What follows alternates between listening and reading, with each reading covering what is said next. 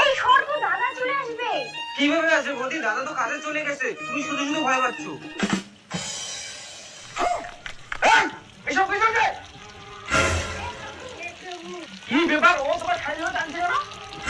তুমি কাজ থেকে এত তাড়াতাড়ি চলে আসলে যে?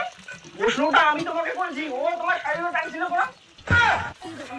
সারা তোর জন্য লোক সব। বললাম যে তোকে আসিস না তো দাদা চলে আসবে। দেখ তোর জন্য যদি আমাকে বাড়ি থেকে বের করে দেন আমি কিন্তু তোর ভয় গিয়ে ঢুকবো। এই শোনো, বল তুই আমার ঘরে কি করতেছিস? আর তোমার আজকে স্বামী বিশ্বাস করো আমাদের কিছু দোষ নাই, আমরা কিছু করি নাই। না না, তোমাদের দোষ থাকতে পারে, সব দোষ তো আমার। তাড়াতাড়ি বাড়ি চলে আসছি। দাদা বিশ্বাস করো, তোমার বউয়ের শাড়ি ধরতে পারি কিন্তু এক ফোঁটা টাচ করিনি।